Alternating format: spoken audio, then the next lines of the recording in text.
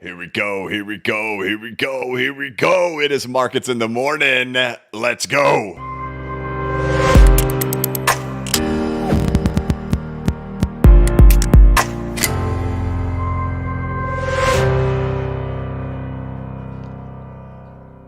Hey, what's going on, everybody? This is the blockchain backer bringing you the latest cryptocurrency news and analysis.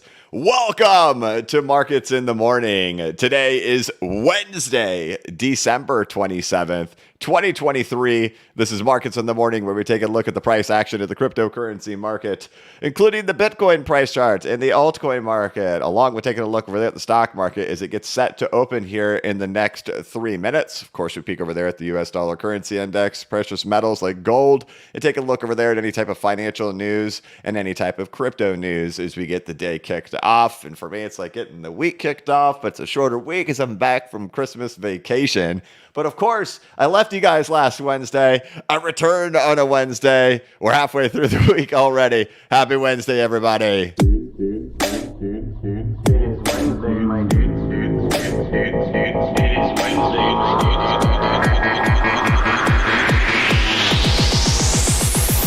It is Wednesday, my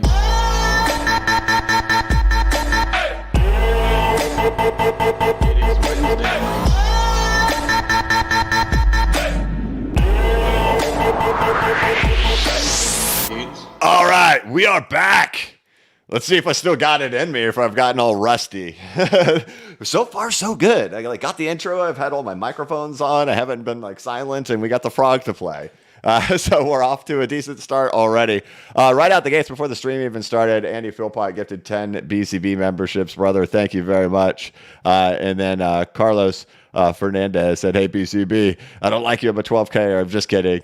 I just want to say hello, let you know that your course is really good. Happy holidays." Thank you so much, brother. Guys, welcome back. I hope everybody had a wonderful Christmas vacation or a holiday vacation. Do understand not everybody celebrates Christmas. We do here in my household. There's a lot of holidays that go on this time of year. I hope that you guys have had a wonderful time off. I know I have. I've enjoyed it. Did a lot of fishing, a lot of cooking, a lot of presents, a lot of playing toys with the kids and all that stuff. And it feels good to be back. And of course, the crypto market held itself up nicely during the entire time. So that was a positive thing to see that happening.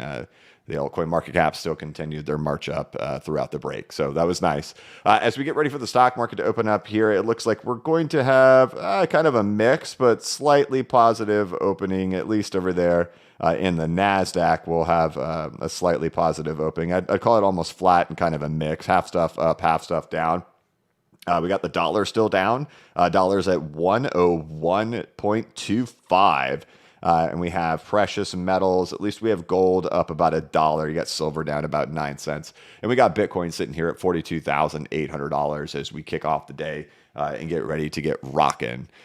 So welcome back, everybody. Let's take a peek. I've already started recording a video, so I will have a video out today once I get through all my stuff and see if I can remember all these things. Of course, you guys could check out bcbacker.com, which is a course of over 40 videos and 11 hours of content that I have recorded over here to teach you how to set up your own charts and your own indicators in TradingView and CoinTrader Pro. Tons of stuff in here, historical behavior of the market, understanding all those dynamics between the altcoins and between Bitcoin, Wyckoff accumulation, Elliott wave theory, all that stuff. And of course, the famous newsletter over here on Substack, which is blockchainbacker.substack.com. There's a link in the description of this video, and I just posted it over there in the chat. So the most recent one we did was combining the last 3 newsletters with a case study of crafting together what would have been the best strategy with using developer data, percentage drawdowns, and what's the other one? Circulating supply inflation, and putting all those together and what would a 2023, 2024 portfolio look like with that exact same stuff. So check that out over there on Substack. Links are in the description of this video. Without any further ado, let's go ahead and dive into what's going on with the markets. Bitcoin still continued to range for the last several days during the Christmas break. Nothing really drastic happening over here with Bitcoin, which is good. Nice to see it just running flat. Still very similar, of course, there to 2020. As we talked about, the last couple of weeks, we got our breakout into all-time high in here back in 2020 for the stock market. We got our breakout into all-time high here for the Dow Jones Industrial Average here on Wednesday, December 13th. So those things are still in line. Of course, we still have paused out over there in the April pricing back in here. For those who have been I don't have the Solana chart pulled up in front of me. I guess I can pull it up really fast. Solana, where are you? Everybody's been YOLO excited about Solana, right? You can see where Solana has gotten back to. Now, Solana is back where it's in the April pricing. So this has been the struggle level for most assets as they've gotten back in here. Very few have been able to clear through that level just yet. And that is, of course, where Bitcoin is right now. The big debate, do we get through here currently right now, or are we doing something more like 2016, right? We pull back and we go back to 30K. Those things are still all up in the air. Bitcoin is not my primary focus right now. It has really been this altcoin market. The altcoin market has been crushing it. Regardless of Bitcoin being paused out for weeks, the altcoin market has still just continued to move its way up. One thing we'll talk about in the video today is a lot of this stuff over here with the stock market and it being back up at these levels with the NDXT. Also, we've talked a lot about this. I started this out months ago talking about this in a newsletter, and the newsletter was titled, Bitcoin, is it money or is it tech? And showing the true correlation between Bitcoin's price action and really this index right here, the NASDAQ 100 Technology Sector Index. And as we can see in here, just very similar price behavior to what distribution looks like over here in the NDXT compared to things like Bitcoin and Ethereum that we saw back in 2021. And if we were to get something like this to happen in here, what would it look like for Bitcoin right now? It would still mean, right, you can just go back and live in it. I would assume anybody who is in crypto right now was here in 2021. It's just highly unlikely, like newcomers come pouring. They just don't. It just doesn't happen. They don't pour in during an FTX collapse. They don't pour in during scariness, right? They pour in when hype is happening and euphoria is happening and excitement and jealousy and, ooh, I don't want to get left behind. They don't come pouring in when everything is rough. So I assume pretty much every single person watching here, I'm going to run a poll.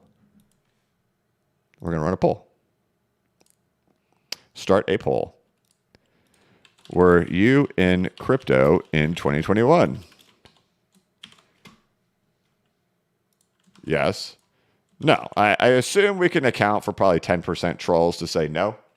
But we'll see if we get at least a 90% in there. All right. So there you go. There's a poll. Right. What happened in here, right? Extreme euphoria, extreme excitement. And really, that's my outlook for the first half of 2024. I think we're probably entering into extreme excitement.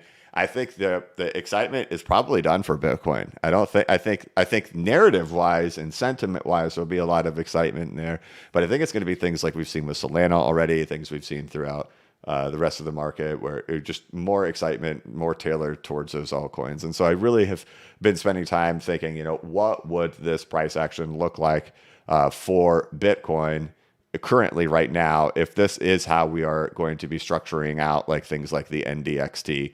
And that's one thing I talk about in today's video. Right? So that's what we've talked about all of 2022, all of 2023 is Bitcoin, and with a retracement and what it would look like. And so if we're going to be seeing something similar to something like this happening over here in things like the NDXT, what would that look like on Bitcoin today, right? And amazingly enough, we actually have incredibly similar price behavior to what we did during that time period as well. And so that would just be kind of working out in here, right? What are we talking about? Like a 702 retracement happening over there on the market cap of Bitcoin. That's like the $1 trillion level. It's like as high as it could go, right? And that's something like this it would give to us. And so things we talk about, I'll talk about in today's video, is just like, the initial support being found, right? The initial resistance in here that we have coming off the lows. You set the new low, you set the new low, you get your way back up to the resistance, back up to the resistance, you struggle at the resistance, break through it, find support on top of the resistance, right? Find support on top of the resistance, and then you just shoot your way up, which is what we have in here, right? So is that what's in the cards? And right, so that's going to be the things looking towards here in 2024 is trying to identify it quickly if that's what's going to end up being the case. And I think the thing that would just be absolutely amazing and incredible are things we've talked about, like retail has a tendency to pile back into retracement levels. They have a tendency to get overly optimistic, overly euphoric back into retracement levels. And this will be kind of the thing that we're watching for. Again, in the video that I put out, we go through a lot of the stuff to say, look, you could look at similarities to 2020 and you just have them, right? I mean, you just clear as day, you have them in here. You got Bitcoin breaking out of the range in here with the Dow Jones pulling back in an ABC correction. That's the same thing you have happening over here in 2020. You break from the range with the Dow Jones in an ABC correction. We've talked all about that here on the channel. What do you get over here, right? You get the all-time high breakout here in 2023 for the Dow Jones Industrial Average. What do you get here in 2020? You get the breakout into the all-time high. You definitely have all these things going for it. But the big question, of course, going into 2024 is going to be this, right? We know it's unequivocal, and unequivocal means it's not an opinion. Sorry, Bitcoiners. It's not an opinion. It's a fact that when a Bitcoin bull run happens, it's also happening in coordination with a true breakout happening over here in the Dow Jones Industrial Average. That's our 2013 bull run. That's our 2017 bull run. Excuse me. And that is our 2021 bull run. One second, I'm going to mute the microphone.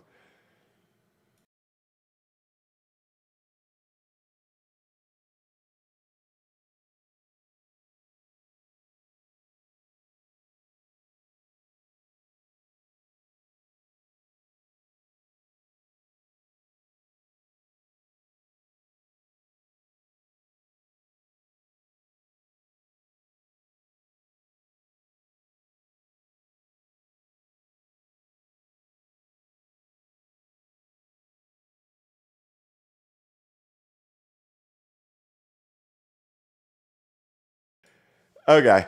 I thought I unmuted myself, but I didn't. I left myself on mute because I don't remember the last thing I said when I wasn't on mute. I'm over here fighting. I guess I got the winter cough too. All right, we're gonna make it.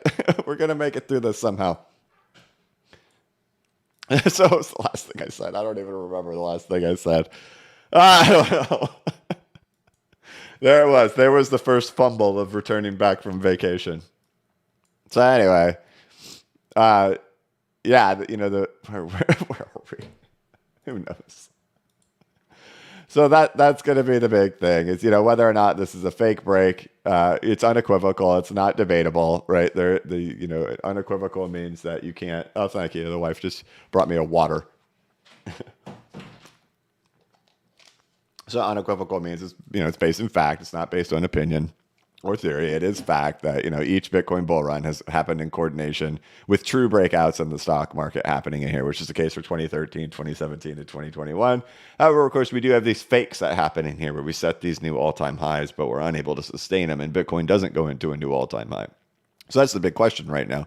Is this more of just an extension reach that turns over in here? Is this like what we're having happening in here? And is this going to give enough juice for Bitcoin to truly be able to go set a new all-time high?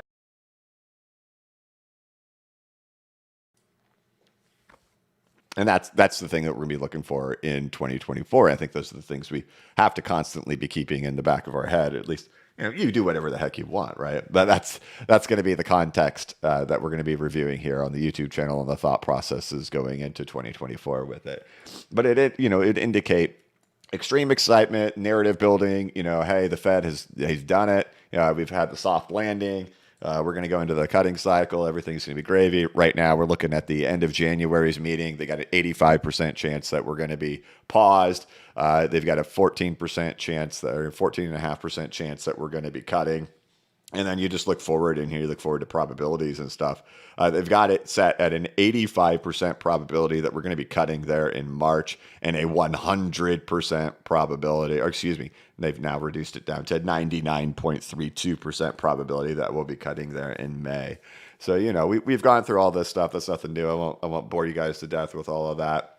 But I'm looking forward to the first half of 2024, and we're going to talk a lot about this stuff happening in here for like the altcoin market. And when we escape these levels, what happens in here, right? When we escaped from the 236 back in 2020, right? And then, that led to the ultimate excitement happening there throughout the market, right? So finally getting through there after a year and a half. We spent 2 years down there in 2020. We're through. It doesn't take much time for this market to absolutely be crazy. We talked a lot about this before I went on break. That even if this was the case, you'd have yourself a couple of months working around up in here, a couple of months of total belief in the bulls chastising the bears, telling the bears are the dumbest thing in the whole world, and, and that's just how it would go. And a couple of months is certainly more than enough time than really any alt season that we've ever had in crypto. They typically tend to last just a couple of months happening in here. And, when we look back through time periods of when do alt seasons tend to occur, when does the altcoin market tend to rock? I've done so much analysis and research and presentations on this, on the historical behavior of the cryptocurrency market. It tends to really only happen in two different places where they see the altcoin market really get sailing and going and moving like this. And it's when Bitcoin is breaking out into its new all-time high, or when Bitcoin's going back into a retracement. And I think a lot of people probably do find it a little bit interesting that we do see already that the altcoins have been moving drastically with Bitcoin not in a new all-time high. I think we've seen Solana up 1,000%. So Solana has now 10x'd, right? And that's not, you got OP over here in a new all-time high. You got stuff really getting to move, and this is all happening way before an all-time high for Bitcoin is getting put into place. And so a lot of those thoughts have been, we go back into a retrace and all the excitement happens back into the retracement. We know all the excitement happened up in here. We see the excitement. We see the headlines. We see the, where are you? Breaking stocks, little change Wednesday as S&P 500 trades near record high, right? The narratives are very, very exciting right now. So I think it's going to be an exciting new year. On that note, right? Like, so my thoughts are just continuing what I thought. I still think the first several months of the year are going to be exciting. Doesn't mean we won't have some violent correction that happens in the middle of that. I've talked a lot about this stuff in here, right? It's very common that we do have a correction that pulls us back down into these levels. I still think that's going to come one day, and that thing could show up unexpectedly. It could end with a lot of liquidations. All those people who are playing with leverage, you're going to get wiped out. You think you're this big winner and some big genius right now, you're going to get wiped out. There's no question about it at some point. I think that will eventually come at one point. But I also do believe the first few months of 2024 are the exciting thing. And then that's really going to be the big $1 million question is, what does our future look like after that? And that's going to be the hard part to decipher. Things to think about just for the next week, right? So like this week and next week, things to think about when it comes to price action and price behavior is that we're at the end of the year. There could be, I've tried to think a lot about it because prices are up, right? So last year, it was a different story. It was very, like, I had talked to my accountant and everything like that. And I was like, hey, this is where prices are right now. Should I sell some stuff and then just buy it right back? Because there's no rules in crypto. Like I forget what the term is. My accountant was telling me there is something in stocks and equities that, you have to wait a couple of days or something like that before you can like sell and then buy it right back. But that it's not wash trading, right? I don't know. Wash trading rules, is that what it is? I don't know. But not in crypto. That doesn't exist. So I'd spoken to my accountant, hey, should I just go ahead and lock in some of the losses right now? Should I go ahead and sell these and just buy them back instantly, and then we'll create a tax record for it to be a loss? And she told me yes. I was like, okay, I'm going to do it. So just go sell, buy back, sell, buy back. But now, and that's at the end of last year, right? So now we get into this year. Prices are way up, right? So now it becomes, is there really going to be much tax loss harvesting that's going to happen here in this market at the end here in 2023, right? And so that's kind of the thoughts I'm in right now. I'm like, okay, will we see something happen here in the last couple of days from like tax loss harvesting? It's going to be difficult to tax loss harvest here at the end of the year, unless maybe if people held for a long time, they could maybe there'll be some tax loss harvesting here in the last couple of days, but I don't see the benefit of it right now in crypto like we had at the end of 2022. But then you also get into the year of 2023 and 2024. We get into the very beginning of 2024. And what do we have there? We're now over a full year after FTX collapses, and we're in a new tax year. So that means that anybody who just doesn't want to have to fork up all the cash for taxes here in 4.5 months from right now, they're going to want to wait till 2024 to do any selling.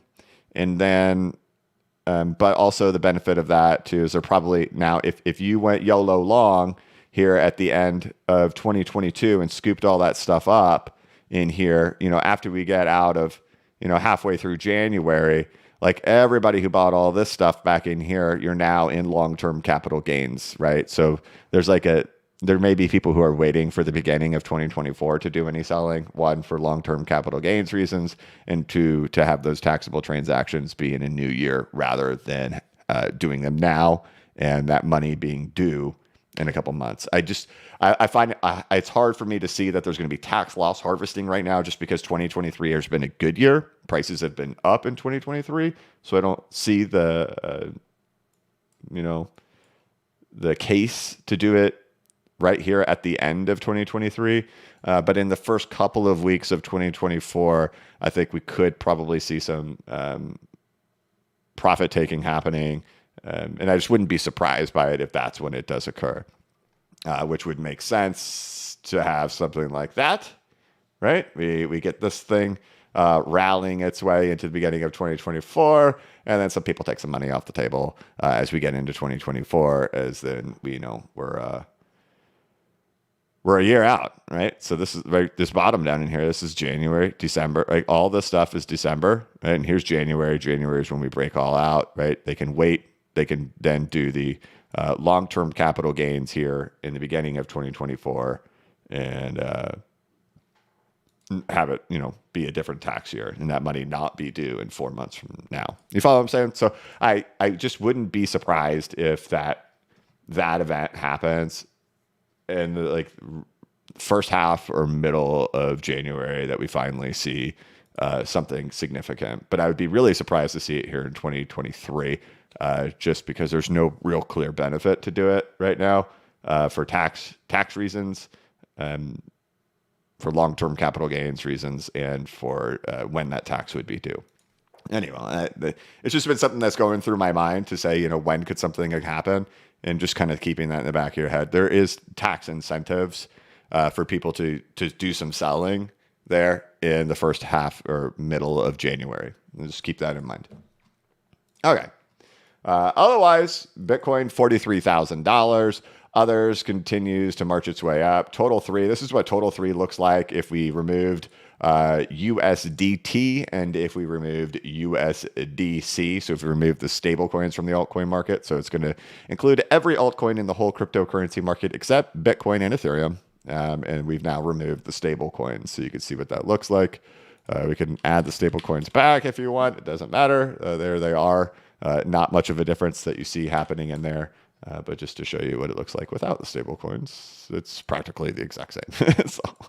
But to give us an idea of, that'd be, it just happens to be 702 billion right there. All right. XRP still just waddling sideways. Nothing has changed. Just the ranging price action continues. I know I know people ask all the time about it, and I've just kind of stuck with that same messaging for the last several weeks. Like, look, we're in a range. Ranges by design are chaotic. People are looking for trending behavior to happen in here. We just don't have trend. And just to keep it that way, that this is what we're in. We're in ranging. Okay. When it comes to the poll, I'm going to go ahead and end the poll. 95% of people were here in 2021. That's 1,124 responses. That's exactly what I expected. 5% will give that to the trolls. There's no way you weren't here in 2021. Everybody was. All right, there you go. So this is just, kind of looking forward outlook. So DXY still continuing to go lower. Wow. It's definitely going lower than... Excuse me, guys. I'm sorry. I got the Christmas cough, man. That's what happens. DXY still continuing to go lower, probably lower than I've expected it to go. I did expect a new low to come in here, right? I expected us to get down in here, but we're still marching. So we'll see if that thing continues. This is about where I thought, with crashing structure, we kind of start to chill out right around here, but we're still seeing some action happening here on the DXY. So good for it, good for crypto, good for stocks. Gold, $2,069. And there we go. All right, I'm going to take a drink of water, and then we're going to hop into the news.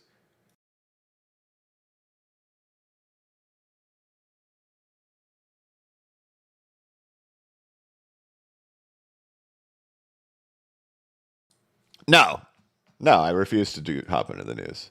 Happy Wednesday. It is Wednesday, my dude. It is Wednesday, my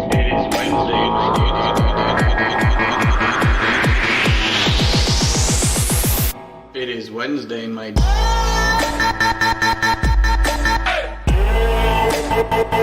It is Wednesday.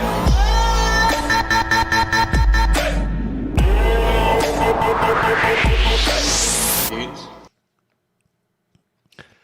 Oh, Michael Saylor bought $600 million worth of Bitcoin, I guess. He announced that today. It's funny though, right? Like the numbers are always so hard for like retail investors to wrap their heads around on like the amount of Bitcoin that he's buying. But was 600 million, right? So like up here at the very peak, he bought $1 billion.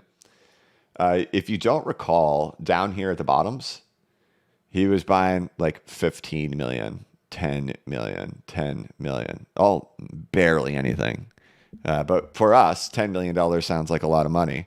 But then 600 million, we're talking the buy that he made here at 42,000 is 60 times bigger than the buy that he was making at the bottom.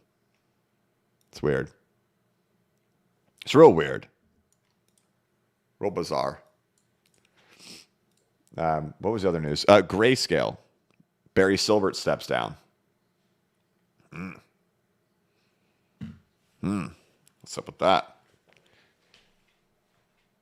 I think there was something else too. What else was it?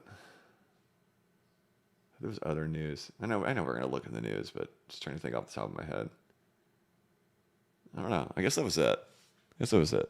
Saylor and Barry. All right, let's hop on in.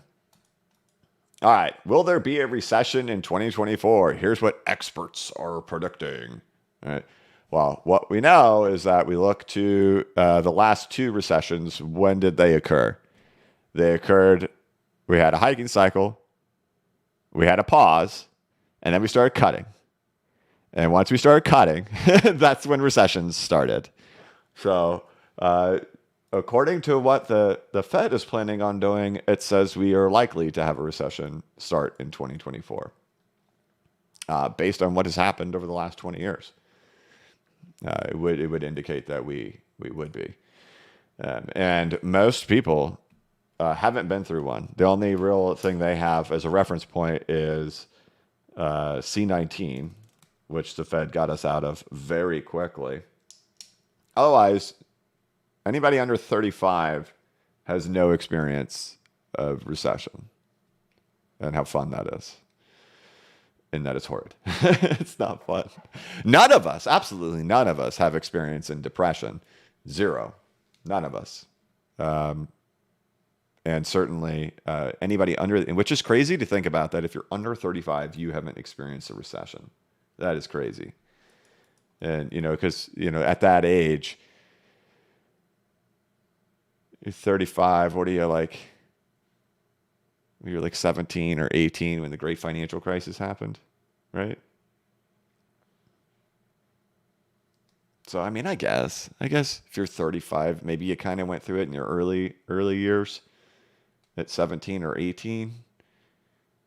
But it's not like you owned a house or anything at 17 or 18. It's not like, you lost your, years of 401k investing and we're having to draw on your 401k during that time, or we're having to steal the blinds out of your windows and walk away from your house. That's not what a 17 or 18-year-old did at that time.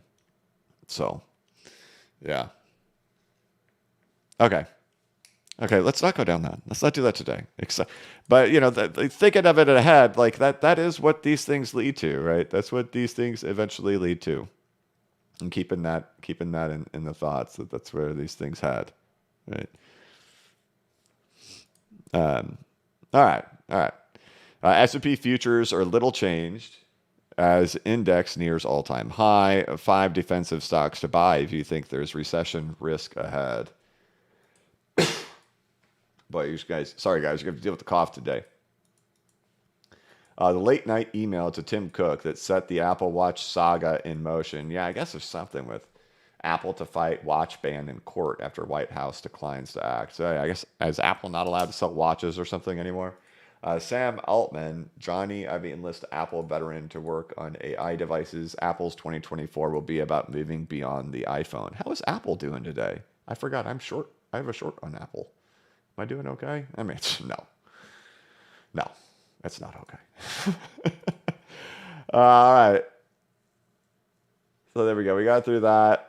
U.S. futures steady as traders eye S&P 500 record markets wrap. Attacks, Wall Street. Okay, nothing going on there. Crypto. Here we go. ARK's Kathy Wood sees short-term effect of spot Bitcoin ETF as sell on news. Of course, every financial product. Remember, Bitcoiners are selling you a pipe dream. They're selling you nonsense. Every single financial product has marked a reversal in Bitcoin. Every one of them.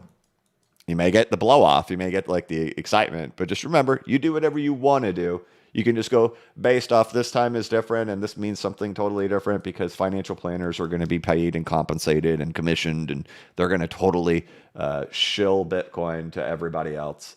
And this was the vision of Satoshi in the early days, was that Bitcoin's going to become $1 million because financial planners are going to get to shill it for a commission in ETFs. But just know that it is always marked a reversal anytime a financial product has come out for Bitcoin. All right. These 3 Bitcoin metrics say a fresh Bitcoin price move is imminent. Top AI tools of 2023, weird DEI image. 2024 will be the year crypto investors get sophisticated with derivatives. Grayscale refiles Bitcoin ETF application as Barry Silbert departs. Barry Silbert's in a lot of hot water for a lot of different things. So I don't know if his departure is merely just due to that or if it's due to more. Spot Bitcoin ETF inflows could dwarf all 163 crypto ETPs today. ZK Sync went down for 5 hours on Christmas Day, but is now back online. Mt. Gox has reportedly paid some creditors twice due to system issue. 5 reasons why a spot Bitcoin ETF approval could send Bitcoin price above 100K. Hey, 5 reasons why it could send it above 100K, and it's a sell the news event. Okay. Ethereum ETFs pushed to May. Bitcoin ETFs approval in January. Okay.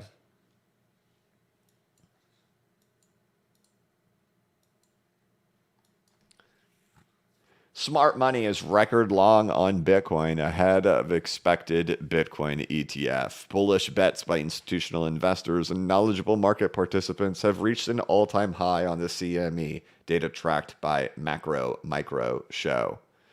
Who won crypto in 2023? The CoinDesk Market Index broken down in 6 charts. Tokens from Injective, a layer 1 blockchain in the Cosmos ecosystem, and Render, a GPU rendering network that migrated this year to Solana from Ethereum, dominated the year. Okay, cool. Nothing crazy happened in the news. Everybody's still kind of foaming at the mouth about a Bitcoin ETF. It sounds like that. It's not a sell the news event. This time is different. That's okay. That's okay. It looks like Ethereum's back above $2,300. Okay, this is what I was going to say. Bitcoin Cash. All right, you guys ready? Okay, what's it? Anthony Scaramucci? Isn't that his name? Did he work for Trump for a little while? Scaramucci. Anthony How do you spell his name, guys? I don't know. I'm trying to look him up on Twitter. What's his name? Scaramucci. Is that, are you trolling? Scaramucci. Okay. Anthony Scaramucci. There he is. All right, let me find it.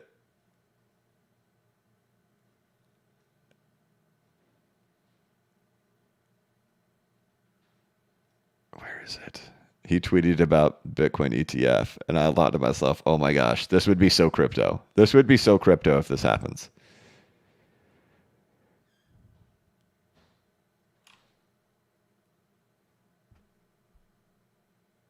I gotta find it. I gotta find it. Sorry, guys. You're gonna have to wait because this is great.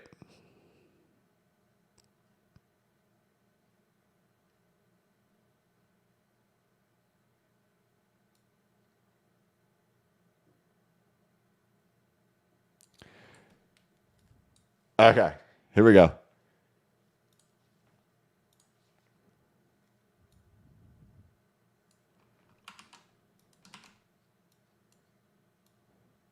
All right. So in 2021, like the theory of Ethereum Classic was that when retail piles in, retail like newcomers, they like look, here's Ethereum Classic. Oh, I guess I'm supposed to buy Ethereum Classic, right? A lot of people thought it was really dumb that I grabbed that one. It happened to be one of the biggest performers out of all assets. Ethereum Classic was a big winner. I really laughed at this because if you've seen a lot going on with the Bitcoin ETF approvals, it's been talking about like this cash stuff, right? I don't understand all these different filing things that they've got to do. But that they have to do. There's something based on how these ETFs are structured. They have to really be cash based or something like that. That has to happen. And I saw this tweet and I thought, oh my gosh, are we going to see the ridiculousness of Bitcoin Cash get mistaked for Bitcoin? As Anthony Scaramucci says, just a theory and don't be surprised if it happens, but it feels like the Bitcoin Cash ETF could be approved next week. It's a holiday week and it's also a way to bury the news when people aren't paying attention. Classic news dump. Market isn't expecting it. Be ready. 292,000 views, 1.4 thousand likes with 200 retweets. Called the Bitcoin Cash ETF because there has to be all this cash stuff going on with this Bitcoin ETF.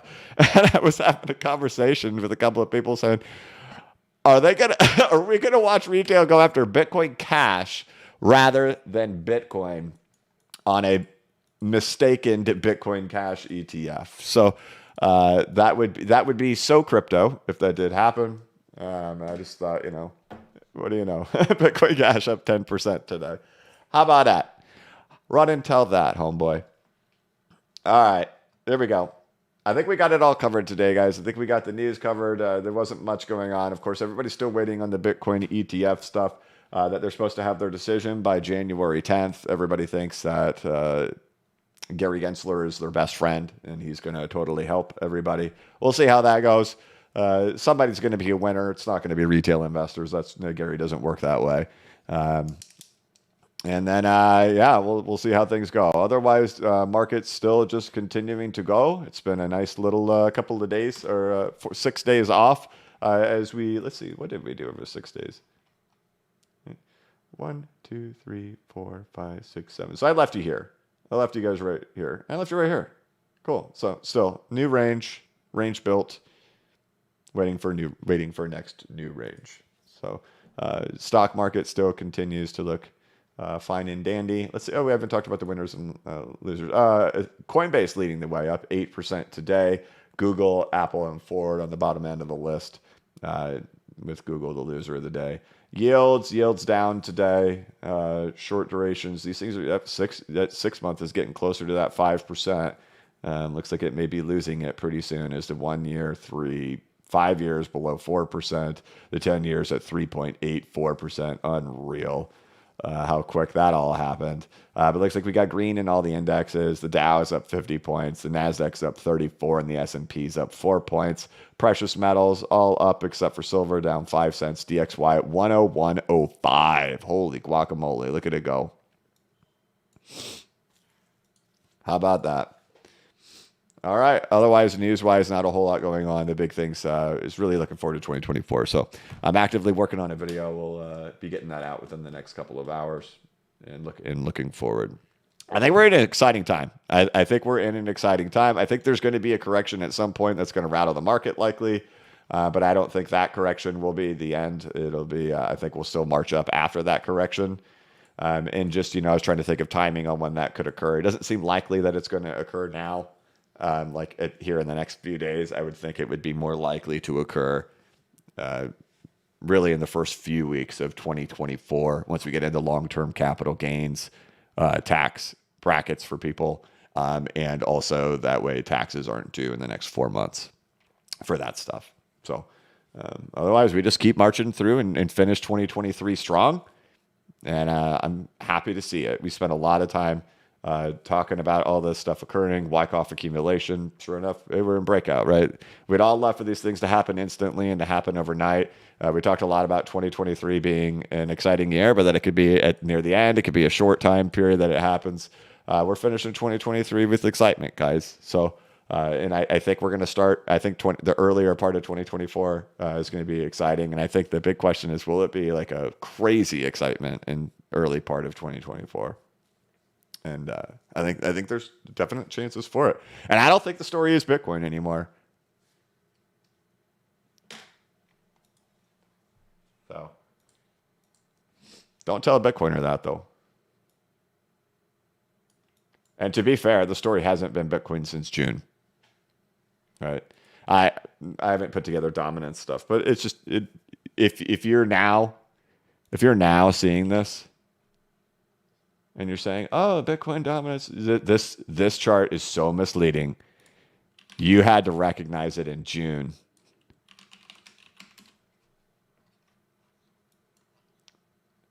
That the dominance of the altcoin market reversed in June, which is not represented over there on your Bitcoin dominance chart, because that Bitcoin dominance is so heavily impacted by Ethereum and stable coins that the rest of the market reversed a long time ago compared to Bitcoin. And so those latecomers who held on to their Bitcoin until now and are waiting to say, I wonder if it's going to start breaking right now. You've already missed the first couple 100 percentage points off the low. And like one thing I always talk about is why percentages matter so much. Let's go to a different chart. We'll go here just for the sake of it. Let's say an asset's going to go up 3,000%. We're taking they're taking the candles off the screen, so we don't care. Say an asset's going to go up 3,000%, and then you wait to do anything after the first 250% is already done, which we've seen everywhere, right? Or just say 200. Fine, 200. You wait till the first 200 is done to hop in here. One, you're not going to sell the top, but even if you do, right? By this point, once you're in here, the percentage has diminished down to 955. The percentages are what matter more than anything. And having to identify it super early is the biggest challenge. And you're always going to be met with retail screaming the opposite at those times. And it's not until retail sees it clear as day that retail always piles in together. And that's kind of, that means it's just clear as day. That's what we saw happen here with Bitcoin. We still had 12Kers like crazy in here. The 12Kers all fade in here as this thing becomes blatantly obvious that it clearly reversed a long time ago, which we've said. The thing is, of course, now as we get higher, now we start saying, all right, retail's piling back in. They see it now. Are we doomed? Are we in Doom City? We won't go there today. We won't go there anymore. Otherwise, I think the story is altcoins for sure. For sure. Which it has been. So, all right. Let's go ahead and hop into the chat. What are we at? 43 minutes. All right, we might be able to keep it in an hour. Depends. It depends. How off track can I get today? All right. Nobody X says, for clarification, if the Dow goes Great Depression, do you think Bitcoin will also go down for years, or will it go to 30K bounce and decouple? Levia? No, there's one. Okay, first of all, if there's a Great Depression, or if there's a recession, or if there's multiple years, we don't have any reference points to go off of. So if you want to assume that it's not going to follow along with what the Dow is doing, you have to assume it's behaving differently. I have to go with the assumption it's going to behave in line with the stock market. It's just what I have to assume. So if the Dow is going to go down for years, likely Bitcoin too. I for one, I don't believe in the 4-year cycle. I don't believe in the block reward halving being the catalyst of price movement. right? I've done too much data analysis on it, too much correlations between stocks and everything like that to say they're not related. The block reward halving is not related. It's beautiful fantasy. It's beautiful storytelling. It creates the sound money narrative. It creates the perfect Bitcoin fixes this thing that loves to get told to make the price go up. But it's not based in any reality. It's the stock market that is the catalyst. It's the capital flows and coming into markets that cause Bitcoin's price to go up, which in turn causes altcoins to go up too. And that's a hard thing for people to swallow. It's like, oh, you're buying this because you believe in it, but it doesn't matter if you buy it just because you believe it. All markets move together, right? Like if you believe in healthcare, right? You believe in United Healthcare, but then you also believe in Microsoft. Why do the two go into bull runs together? And it's capital inflows into markets, right? And like, why do they crash at the same time? Capital outflows from markets, right? Liquidations and stuff. And so it still is all the market. The market as a whole is breathing in and breathing out. And you try to place your bets on the right ones that you think, have more value in them. But still they all breathe in and breathe out together. And we don't know what would happen.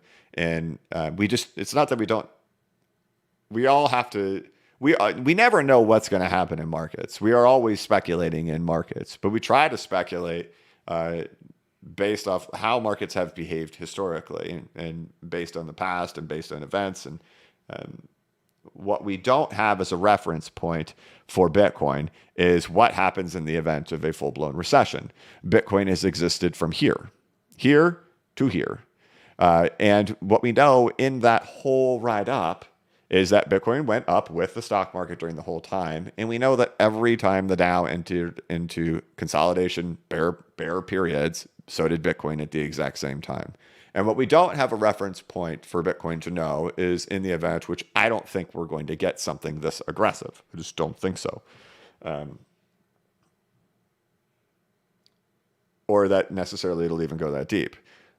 But what we don't have is a reference point of what happens in a trend change of the whole market, where we enter into recessions. But what we do know is every time the stock market has pulled back, so did Bitcoin. It did it too. Every time the stock market ranges, Bitcoin's in a bear market, ranges, Bitcoin's in a bear market, ranges, Bitcoin's in a bear, right? Every single time. And then when the stock market breaks out, there's your 2021 bull run. When it breaks out, there's your 2017 bull run. When it breaks out, there's your 2013 bull run. So anybody thinking, hey, it's okay, the stock market is going to do this, but Bitcoin's going to do the opposite of that. Capital outflows of markets, it just seems very unlikely. I don't see it. You know what I mean? So I wouldn't think. I could see it being more like that. In the event that the stock market does top there and Bitcoin struggles at the retracement levels, I see this is far more likely and probably even lower than this, than the stock market entering into a bear market and Bitcoin entering into a bull market. That's never happened before, ever, even in that whole thing. There's never, every bear period for the stock market, Bitcoin goes into bear. Every true breakout, Bitcoin goes into breakout as well. And that's what's interesting about this one, right? Because this one is where it's very similar to what happened back in here. Let's add it. Fed funds rate, right? So Fed is paused here, right? And the stock market breaks up. Fed starts cutting, stock market breaks down, and we go into a great financial crisis. That's what's really interesting about this one, right? So Fed goes into hiking cycle, Fed pauses, right? We break out, Fed starts cutting, and then we all hit the fan, right? So this is like a fake out. It's like a fake rally on the Fed is gonna be losing monetary policy and loosening credit conditions, which is like what this one is, right? It's a breakout with Fed's going to be loosening credit conditions, right? But that's because we have to loosen credit conditions because the economy is weakening, and which is what the Fed did report in their last one, right? So we're now in the pause period. We're breaking out. The Fed is signaling they're going to be cutting because they're cutting interest rates to loosen up credit conditions. Will we only have that? Right? Is this a true breakout, or is it just the exact same thing that has happened in the last two pauses for everything? Right. So that's what we're entering into in 2023, 2024. It's gonna be hard to say 2024, but it's just hard to say the word. Reprogram the brain. But yeah, either way, I think extreme excitement, but definitely there's no historical basis to say stock market go down, Bitcoin go up, right? Especially not in that magnitude. All of these were bad for Bitcoin. All right, Andy Philpott with the super sticker. Thank you very much. What is that? Michael J. Love gifted a BCB membership. Michael, thank you very much. Crypto Bambino, happy holidays, brother. I hope you caught lots of fish or a personal best fish. Misty Man, welcome back. Did catch lots of fish. I think between the group of us, we caught 52 fish on 2 fish. We only went fishing twice, but we caught 52.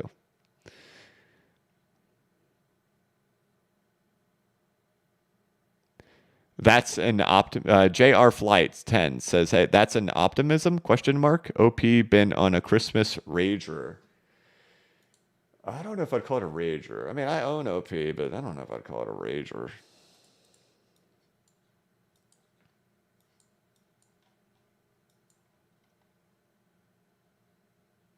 When did I leave? The 20th was my last day. Right? Yeah, I guess it's pretty good. That's 100%, right? Yeah, we'll call that a rager. Why not? New all-time high. That is one of those coins that met criteria for development activity. OP. L2 for Ethereum. Paul, thank you, JR Flight. Paul gifted 5 BCB memberships. Paul, thank you, brother. And then after that, Paul says, BCB, would you take Solana profits and use them for buying XRP here? So that's the question on the rotation. Here's the challenge, right? So what we're waiting on is we have to see the market prove, right? And XRP is stuck in this range. And we'll talk about this really quick because I see it. I've talked a lot about these things, and it's totally happening to XRPers right now. There's 3 types of capitulation, right? There's price-based capitulation, where price is crashing, can't take the pain anymore, capitulate. There's time-based capitulation, right? And then what is there else? What's the third one we talk about all the time? Talk about it for 5 years, 4 years. Jealousy capitulation, right? No question. What do you see all XRPers whining and complaining about on Twitter? Solana! They pick the one that is the best performer, and you compare yourself versus the best performer. How about you go compare yourself against like other stuff? No, we got to compare against the number one, right? And people cry and complain about it. But the thing is, like we saw about Solana crashed really hard, right? XRP only crashed 85%. So it didn't take a whole lot for it to get back to the April prices, right? XRP held up very well during 2022 and 2023, believe it or not, for those who don't think so. Solana got smashed, right? So we'll show you this, right? So here's how far XRP goes down, what, 85.5%. Let's go look at Solana, right?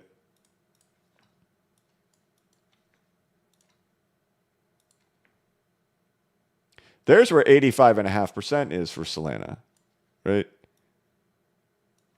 Right to here, right? Instead, Solana goes all the way down 97%.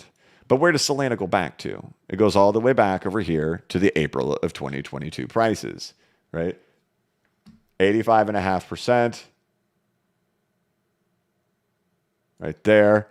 How much more did Solana crash compared to XRP?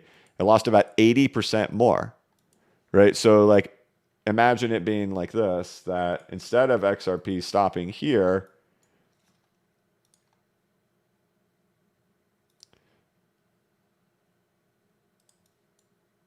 XRP falls all the way down to 5 cents.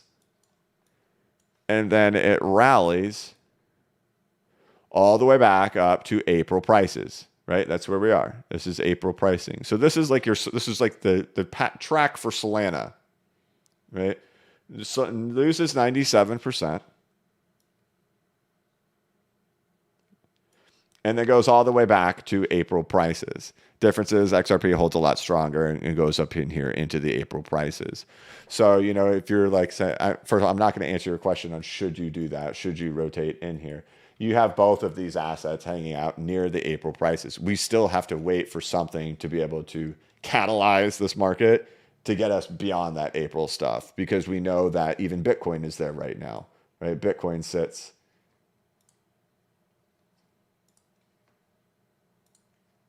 at the April of 2022 pricing. So you're not XRP, believe it or not, I know this people, that's why everybody like looks to Solana and you're like, you're like thinking it's just outperforming XRP in every way. It's not, it's gotten back to the April pricing. It's just that Solana got absolutely slaughtered hard down to 97% and then worked its way all the way back up, right? And that's why you see 1000% gains for Solana, because of how deep it went, how hard it got punished, and where it's now gotten back to. And you know, when I was buying Solana, right, it was thought to be the dumbest thing in the world, but it looked just like Ethereum did back in 2018, right? And understanding, hey, like when things do this, like those whipsaws back, the community for Solana was still huge. I thought, yeah, there's a good chance we could see this thing whipsaw. It's been damaged so hard, and everybody was fudding Solana at the bottom. Right. Nobody believed in Solana until it broke like $40. Oh, wait, Solana's great now. I remember like just 2 months ago, everybody was selling their Solana because they're going to front run FTX. We're front running FTX. We're selling. But now everybody buys it. But anyway, Solana, right? It's back there, right? So I never tell you when to buy or when to sell, but you can see clearly Solana is back into the April pricing. We haven't seen anything be able to get out of there yet. Any big names be able to get out of there yet. Bitcoin hasn't gotten out of there. XRP hasn't gotten out of there. Ethereum hasn't gotten out of there. But there's still a lot of stuff that is still way behind from there. Right? There's stuff that still is really low that hasn't had that big whipsaw back up yet to get back into those prices. So XRP, do I think it's going to get out? Yep. But is there other stuff that might catch back up to April way before that? Maybe. Possibly, right? So it just depends on how much you can handle. How much pain can you take? Because XRP will have a lot of fun dishing out the pain. But yeah.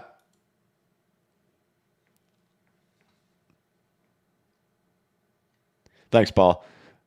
M Molly 86, welcome back, bro. BCB crew voted no more breaks for you. LOL. Also, can you show us your streaming setup behind the scenes? Yeah, I mean, it's just 3 monitors, computer, still running on like a 1080, NVIDIA 1080 graphics card. Our other computer has a 3070 in it. That'd probably be a lot better. But we're working. We're doing the job here on the 1080. I've used the 1080 the whole time I've done the channel. I am scared of the day where this computer has to go bye-bye.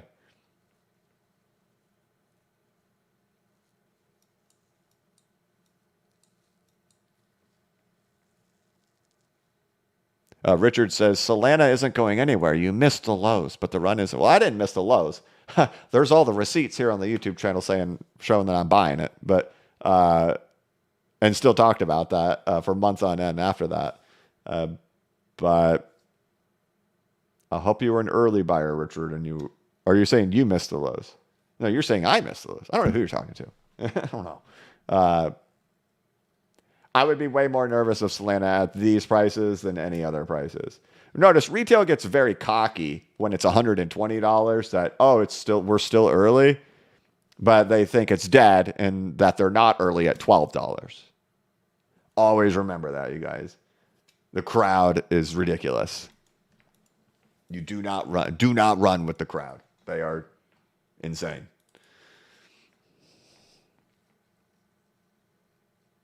Thank you, M. Molly86. Maybe one day. Brandon Hammond gifted a BCB membership. Thank you, brother. Daniel says, hey, brother, I would like to ask if you believe that gold could hit 10. Oh, wait. I would like to ask if you believe that gold could hit $10,000 per ounce at some point, if it's even realistic for you in the near future, 10 years. Again, thanks for your amazing content. Love you. I don't know. $10,000 a lot of money for an ounce of gold. Maybe.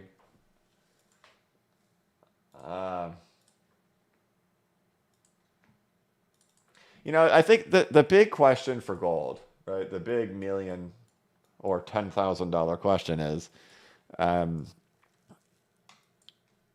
if the stock, right? There's certain things that can happen, right? You can have stock market up, gold down. You can have stock market down, gold up, but you can also have stock market down and gold down. They can both happen at the same time. But what you don't see is bull run together. That just doesn't happen. Of all of our historical data, right? Like this long bull run right here, or long bear market, this 20-year long bear market. You got a massive bull run here in the stock market, right? Stock market stops, enters long range, right? We enter bull market while stock market's in range. Stock market leaves range, gold enters bear, right? You go back to this one over here.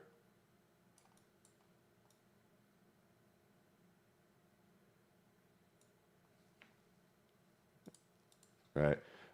Here's gold, big bull run in here, right? Here's this long range for the Dow Jones. This lasts from 1964 to 1982. So 18-year range for the Dow. Could you guys hit, in this day and age of instant gratification that society has, could you imagine an 18-year range? No way. Society could not handle it. But anyway, right? So you break from this range right here for the stock market. What happens, right? You enter into long bear, right? So, but what we don't have is like what happens like at super end of cycle. Like if this is the end of this thing, right? And this thing goes down, right? Will gold take off in that environment?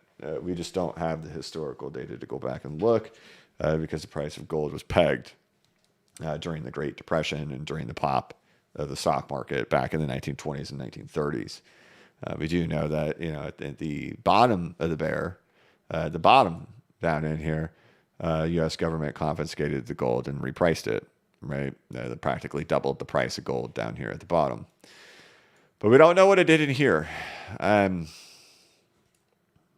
so that's really the $10,000 question is, if there is something like this happening in the stock market, will gold will it go like surging off into crazy prices during that time, or will it be the everything bubble pop, including gold with it? Right? If there's a chance, if there's a shot for gold to do something crazy, that would be it. Let's look at the NASDAQ.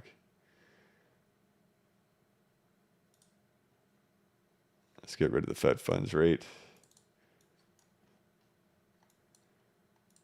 How did gold do in this bubble pop, right? Because I mean, this is a doozy. I mean, this is like practically a Great Depression here. Negative 83% for the NASDAQ.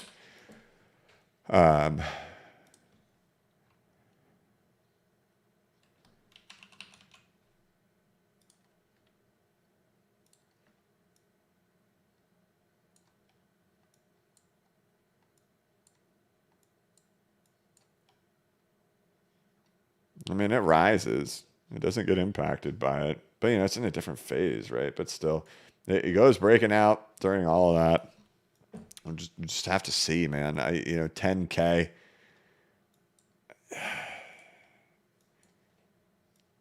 Part of me just doesn't hope for it, doesn't cheer for it, because, man, what kind of monetary debasement have we done in the event that gold does that? But, from a measurement perspective,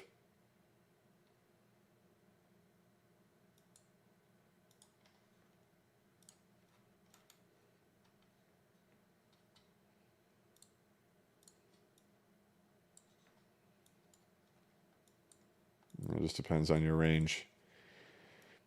I think all the stuff I've done in the past, I'd have to revisit it because I don't want to just make stuff up. I've spent a lot of time on gold. I don't know. I think I came up with like $6,000 to $7,000 was like max I could see it get to. But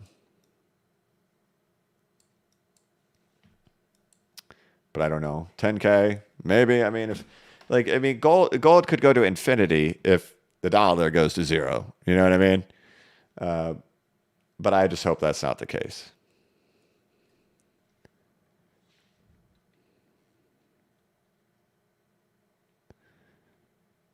So I hope it's not realistic. Wally Walnut, why do you never do a leverage? Because your TA would easily nailed it. I'm thinking about it, but we'll do like 5% position. What do you think? I never promote any type of leverage trading. Yeah. I just have zero interest in risk, like major gambling. This market is so volatile. Like, right? Like I get most people are, if you make 100% in a month, like that's not good enough, right? But what happens is like you get more greedy, you're just going to lose it. You're going to take more trades. Like you walk into a roulette table, you put money down on number 12 and it lands, you win 30 times your money. You're like, yes, okay, cool. I can afford to keep doing that a few more times. And you're just gambling. You're just throwing your money away. Getting lucky the first couple of times. I've watched it, man. People end up getting so greedy with it, thinking this is easy, then they eventually lose it all. It's just something I have zero interest in doing.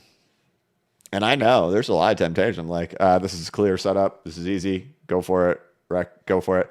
I think my experience is also in crypto so much is these exchanges. They sell the order book information. They sell the hidden limit orders that are placed and the stop losses that are placed. If you haven't had an order hunted, even a small order hunted, you haven't experienced. I've had times where I've had exchanges like Bittrex. People are all like, "Oh, Bittrex went down." Bittrex was horrible. I hated Bittrex. I remember one time I had a stop loss on Monero, and it was a small trade. I'm talking like $100 or $200 is what this trade was of Monero back in 2017, and I had my stop loss placed 15% down, like where we would have had to leave you would have had to taken everything out to go hit that stop loss. In a 1 second wick, it goes down and takes my $200 order and then marches up and goes. No other exchange does it. Nothing except for that one. For $200, Bittrex printed a negative 15% candle on it right to where my stop loss was for $200. And so I know all this stuff. All these order books are sold to market makers. They know where the liquidity is. They go hunting for it. And I know there's the big allurement of making some quick cash. But you will always find these people who make all this quick cash, they end up losing it. Slow and steady, couple 100% a year is good enough for me. But that's not the allurement, right? People, they chase bonk, they chase SHIB, they chase Doge at the top, right? It's the instant, quick, free cash that everybody loves. I get it, but it's just not, it's not sustainable long term.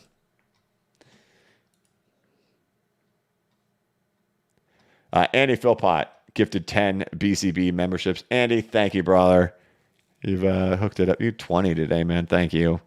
Tino, do you plan to get back into crypto at some point after taking profits? Any signs you'll be watching for? Thanks for everything you do. Like I said, well, I mean, like I've kind of shared like my thoughts on like what I'm planning on doing. It's not like I'm planning on exiting entirely. My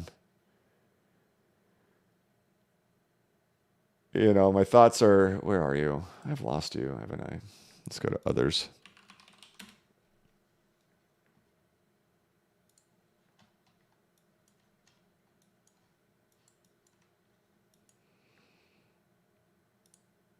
Like the way I'm playing it, right? And it's not going to be perfect for everybody. Some of y'all will cry. Some of y'all will do whatever it is, right? Cutting large chunk out here, very large, and it won't be re-entered. It's going into my pocket, sitting in my pocket, not being rotated, not nothing, just getting pulled. And I'll have at least 35% remaining in the market at this point. Okay. And then it's where does the market go from here? I don't have the answer for where the market is going to go after it gets back up into these levels in here. Right. I expect at least a nasty pullback down in here. Then the question is, can it hold here and then shoot off and keep going? I sure hope so. But I'm going to expect a big crash coming in here. But I'm leaving 35% in. And, you know, a lot of the new kids in here who came in 2021, you know, I get, you have to understand, guys, like, I went balls to the walls down in here, right? The amount of crypto that moves up in here,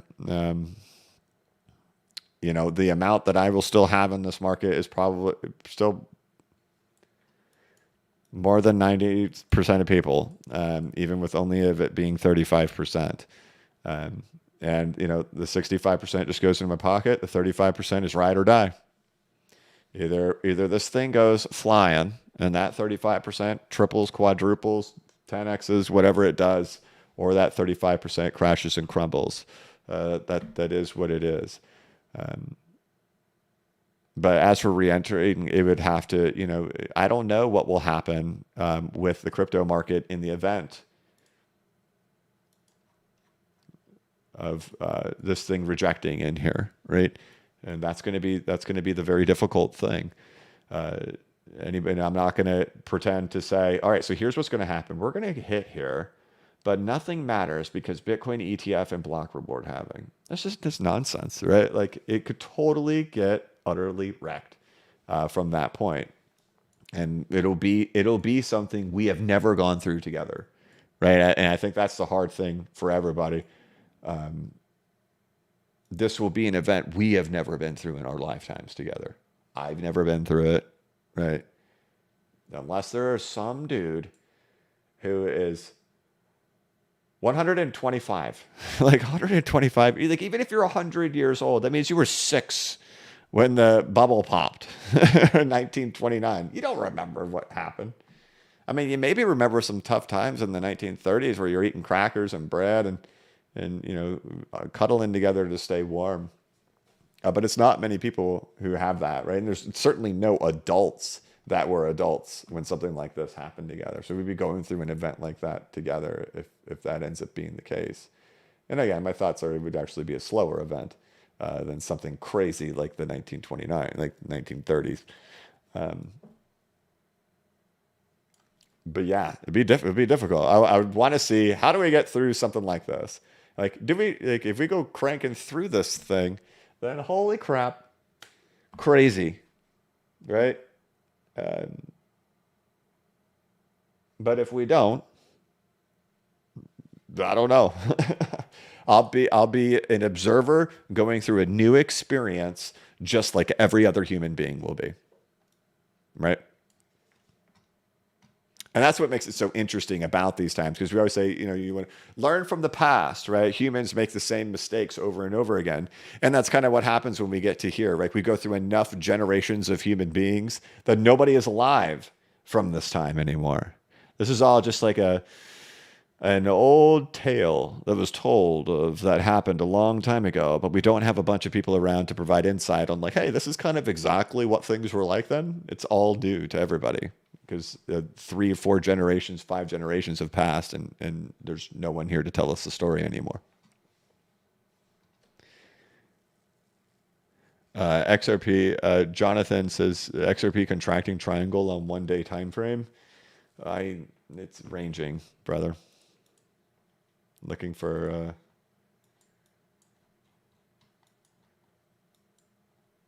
all right, crash, retrace, reaccumulation. I mean, maybe. I'd want to see more arrive from it. Hopefully, that would be nice, right? Because we know that it would just be so small, right? Like in a large contracting triangle, you have A, B, C, D, E. And whether or not this is false, right? Right. And so an E is composed of a contracting triangle on the last one. And so you would have A, B, C, A, B, C, A, B, C, A, B, false, C. And then we look for a contracting triangle, right? But boy, that would sure be a short-lived contracting triangle happening in there to follow up with C. But we'll see. I'm really not going to guess too much here. You know, the thing that I keep just getting drawn to that I see then and there's just, you know, retesting that level, which hasn't really been tested again since then. You know, we've obviously touched these levels. We've touched these. But I am curious if we have to go slamming that 54 area first. So I'm going to be kind of an observer here until something big breaks. Because even if we use this thing, just being in the middle of a range, like any ifs, ands, buts being in the middle of a range, just really hunting for something, right? But I think your question is more of this. And it might be, but I'm not going to add a lot of confidence to it. Stephen Edenburr,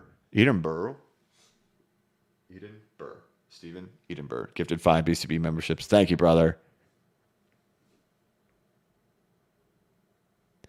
Mr. Liquidity says, I was wondering if you know anything about the Nancy Pelosi NVIDIA call options. Kind of confused how she got a 120 strike price in November. Yeah, I have not looked into it too much. Yeah, I don't know. I haven't looked through to see if you have the options are even out there to be able to buy 120 strike prices for November. I don't know. I haven't really looked.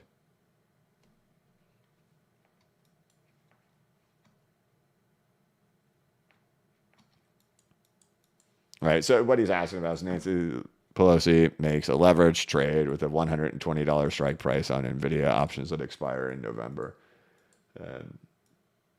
So no, I haven't followed it closely. Alphinius, message deleted, but he had super chat $5. Thank you, sir. Young, the super chat. Thank you. L Croato 85. Do you have any concerns that XRP Ledger has so little development activity per Santiment website? Happy holidays. These are things that we've talked about. First of all, there is development activity, right? Let's pull it up. But it's definitely it's like when you compare, like what did we showed it the other day. If you looked at total number of developers, it's ranked like number 50, right? As a community, we need to solve a lot of issues. Let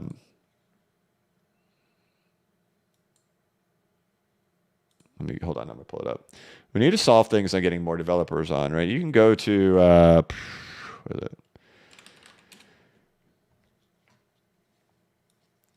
Go to the developer report, right? This is the whole market as a whole, right? So this is what your number of developers looks like in the cryptocurrency market. This is very different than 2018, guys, right? Very different from 2018. But you know, you look at the 1 year change, right? And so the average is here: full-time devs are down 24%, total devs are down 28% in the last year, right? XRP is plus 5% on full-time devs and plus 18% on total devs. So the trend is fine, right? The trend is in the right direction.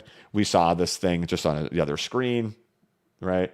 No bueno, right? These things are still monthly commits that are happening for XRP. Let's move over to Santiment.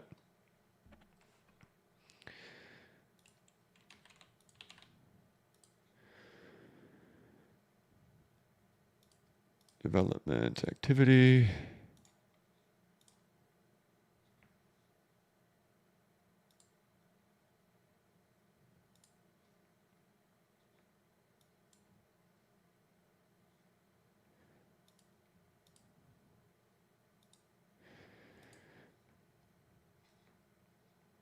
This thing's breaking on me.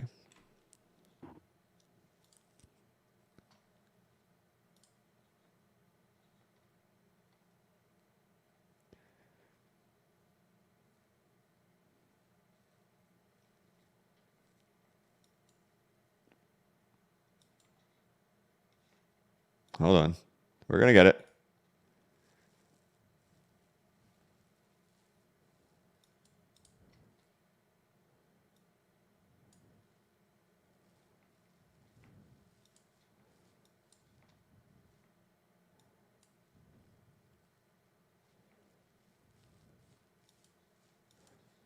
Okay.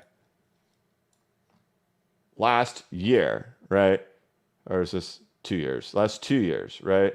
Coming off of the big bull run, ups, downs. This is Christmas, right? And this isn't finished. We'll see. We'll see what this thing looks like in a week or two from now. But really, kind of holding steady here at development activity. Big burst in here. Why would we have a big burst in here? This is when NFTs get added onto the XRP ledger. Top, lots of activity happening in there, but still steady, humming along. And I would agree. There's just not enough growth on the XRP ledger. And I think that's going to have to be the focus of 2024, that as a community growing up, that's what's going to happen for XRP, in my opinion, at least what I want to see from it. I've been in XRP before, we had the big end of year 2017 bull run. I watched the thing completely surge and dominate. And maybe it's not going to matter, in regards to number of things. It's just going to take off because it's going to take off because it's the only one with regulatory clarity. And so it's got that going for it, right? It does have the regulatory clarity. But the narrative of, and the thing that was frustrating of 2020 through 2023 as well is how much of it is XRP is not a security because Ripple isn't this and Ripple isn't that. But Ripple's going to do this and there's secret ledgers and Ripple's working with IMF and Ripple this, Ripple that. And the narrative is so focused on Ripple. But it's Ripple, but it's not a security. It's not a security. But we focus on Ripple only. Ripple is going to be the one to take this to the moon. And it's like, nah, the stories don't make sense, right? If we want to compete, if XRP wants to compete in crypto, right, there's going to have to be incentives for validators. No incentive is the best incentive is the dumbest thing ever. That's not true. They need to be incentivized. There has to also be incentives for developers to come over here. And so I've been thinking about what my 2024 project is going to be, and it's going to be to find out what are all the problems, what are all the hiccups. And that's the thing people don't want to focus on. They don't want to say, here's a problem, here's a problem, here's a problem, because then you say, well, you're fighting. No, it's not. If you identify the problems, then you can find solutions. And so in 2024, the first half of 2024 is likely, it's going to probably be, here's a problem, here's a problem, here's a problem. And I've been pointing those out in these last couple of weeks. You haven't noticed, just by even bringing that up and saying, hey, look, we all realize it's like number 5 by market cap, but it's like number 50 by total developers. It's like not even close to the top 100 in regards to development activity, right? The best things that it has going for it is one, the regulatory clarity that it has, right? The massive community that is involved with it as well. That's a huge thing. Matt is practically a marketing team, right? It's huge. And also when we go back through historical behavior of the markets and we apply, percentage drawdowns, those ones that had the shallowest drawdowns tended to be the better performers into the next run. And XRP is there in the top 5 of the top 100 coins in the cryptocurrency market. XRP is in the top 5 of shallowest drawdowns. So people are all crying about Solana. It's because Solana got slaughtered, man. It got hammered. XRP was in the top 5 of most shallow drawdowns at 85.5%. So it has that, it has regulatory clarity and a large community, right? But other things we need to be able to bring developers on board and create more use cases and more excitement, and it not be just hey, here Ripple's got secret stuff going on. We got to do better, guys. We got to do better. All right, we got to move on. But yeah. But concerns about little development activity. Absolutely. And I've brought that up. There should be concerns. Everybody who owns XRP should have those concerns. Why is there so few developers?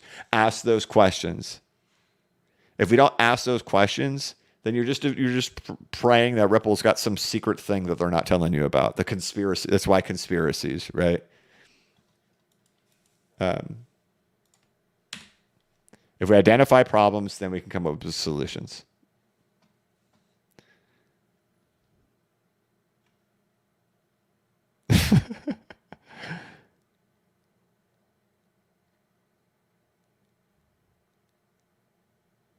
Jonathan, I already got your question just a little while ago. Thank you, brother. He says contracting triangle. Yeah, thank you, brother. Dr. Ty, smash likes if you love being in the toxic relationship with XRP. It never thinks you're special and it never gives you attention. Nothing but pain. That's normal. That's how it always is, right? Then you get a straight line up for a week and then it's all over. Julio says, does Link have more oomph left? Well, Link's at the same place. Link's at the April of 2022 price levels. We have to be able to see the market exceed that. Link is there. Solana is there. XRP's already gotten there. Bitcoin's gotten there. We have to see it be able to get through. Spags, what number is H bar for development activity? Top 3 or top 5.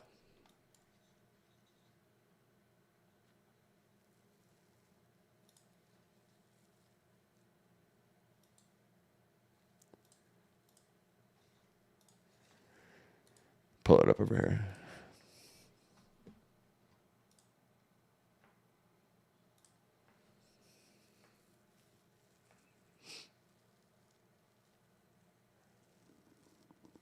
Number 5.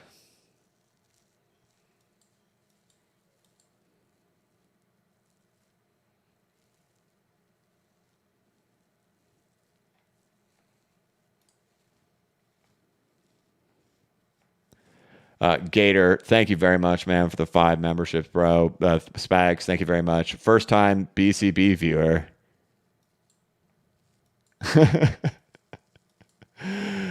Beautiful. Beautiful. First time BCB viewer with the first time super chat says, hey, BCB, can you take a look at my microcap altcoin with 2,000 people watching? I gave you $5, same as my coin's market cap. I think it can do a 2x. Thank you. You get the position that I get put in sometimes, right? I have to, it's a weird position because I have to be like a jerk. Like, thanks for the $5, but no, I'm not going to answer your question or bring it up on the show. And I have to use my own judgment call, right? And I could look like an idiot to some people. They're like, how do you not know of that coin, sir? Like, everybody knows of that. How do you not know?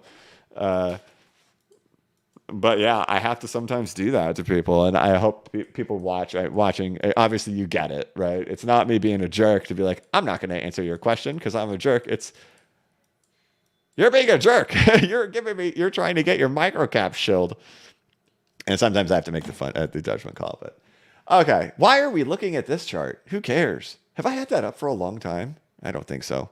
Okay. Guys, that's it. I'm back. We're at an hour and 30 minutes. First day back. Wednesday, I'm going to play you guys the frog.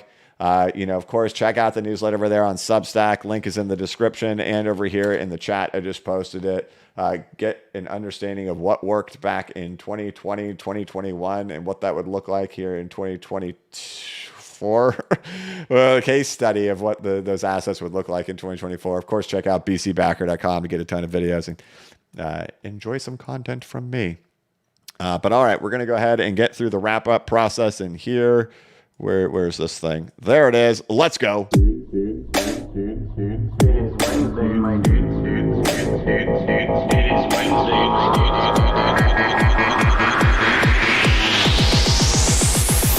It is Wednesday, my It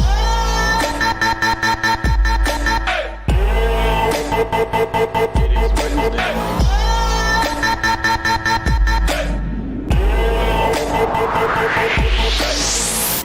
All right, that is it. Thank you all so much for watching. If you could, please like this live stream and give it a thumbs up. If you are new to the channel, please subscribe and hit the notification bell so you can be notified of when I create new content and when I go live.